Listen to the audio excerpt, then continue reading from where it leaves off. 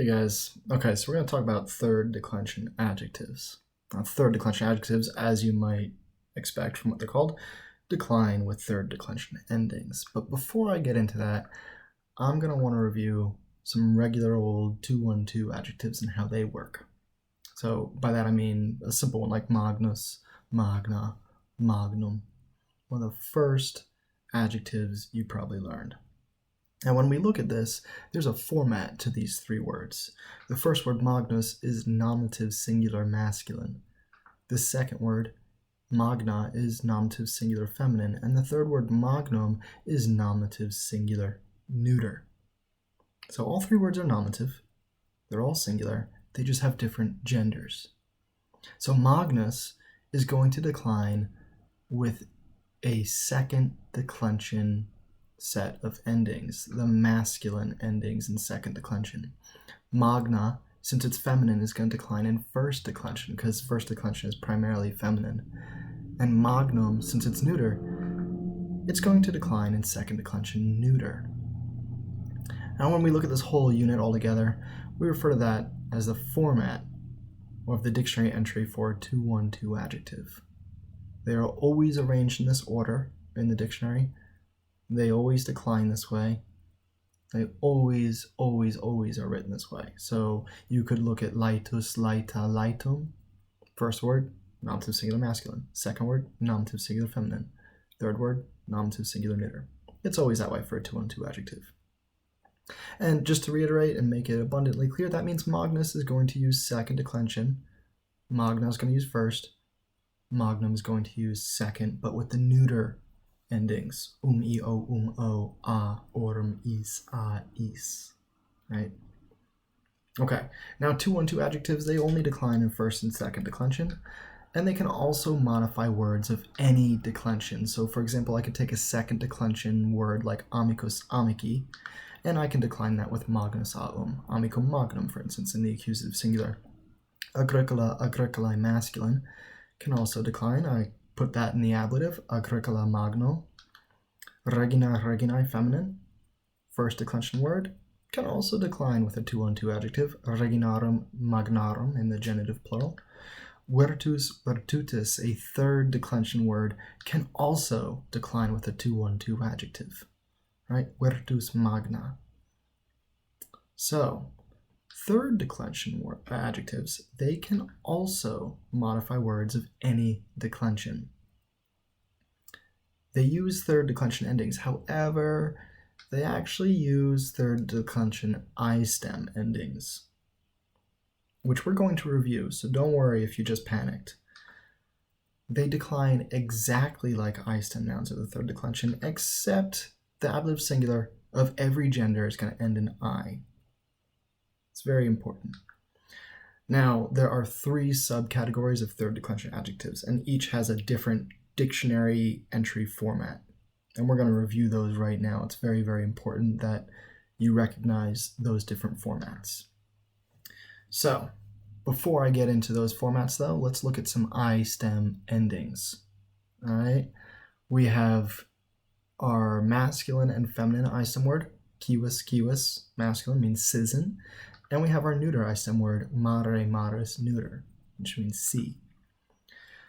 Kiwis, kiwis in the singular is going to decline kiwis, kiwis, kiwi, kiwem, kiwe. In the plural, kiwes, kiwium, kiwibus, kiwes, kiwibus. And mare, maris, mari, mare, mari, maria, marium, maribus, maria, maribus. So what I highlighted in red are where I-stems change from usual third declension endings. Notice that for masculine and feminine, it's just the genitive plural that changed. For neuter words, we have four changes though: the ablative singular, the nominative and accusative, and genitive plural. All change. Now for third declension adjectives, keep in mind the ablative singular is always going to end in an I. So let's look at that. Let's look at our subcategories of third declension adjectives. Our first subcategory is third declension adjectives of three endings. What that means is the dictionary format is going to have 3 words, and they're each going to use 3 sets of endings, or each one has a separate set of endings, totaling 3 sets of endings. So acer, acres, acre means sharp or fierce. Our first word is nominative singular masculine. Our second word, nominative singular feminine. And our third word, nominative singular neuter, just like Magnus a So our first word, though, is going to use our third declension masculine endings.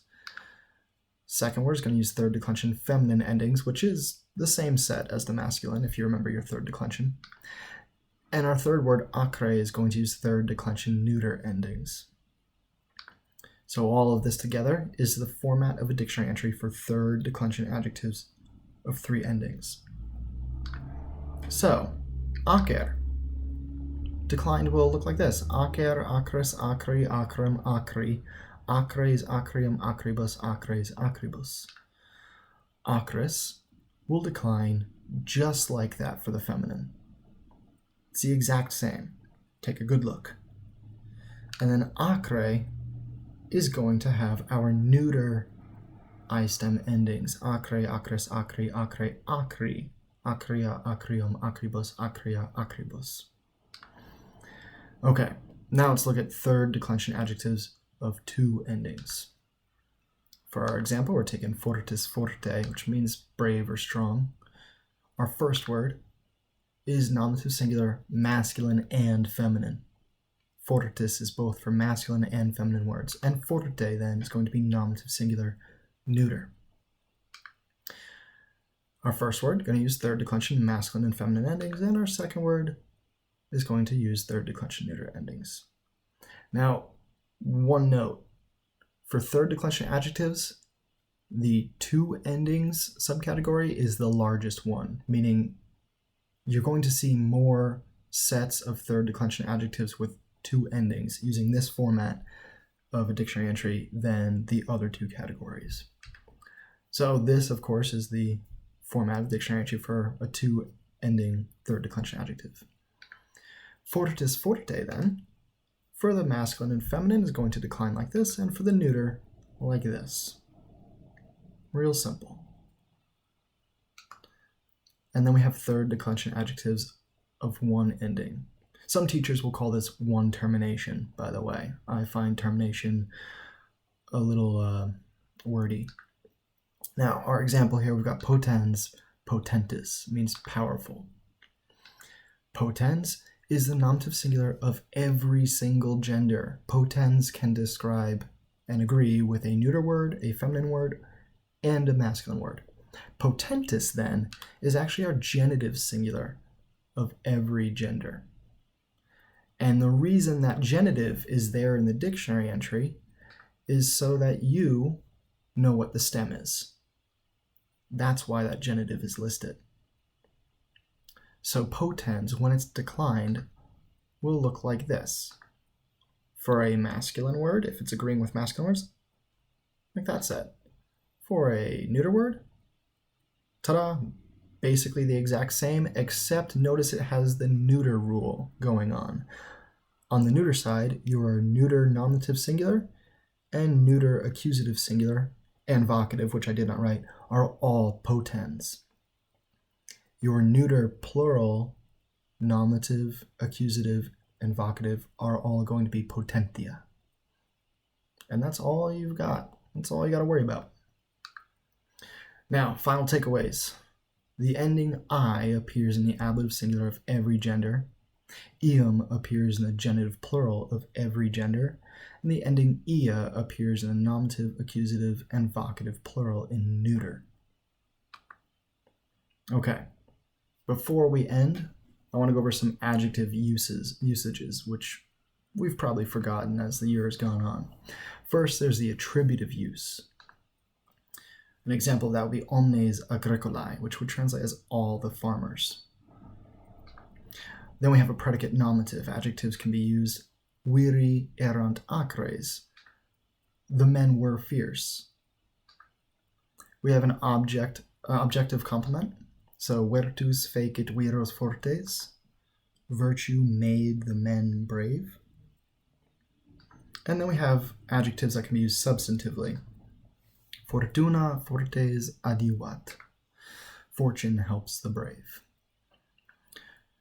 Rewatch this video, get the endings in your head. That's the most important thing. And then down the road, review your adjective uses and just make sure you're comfortable with them. If you have any questions, please email me or see me in office hours.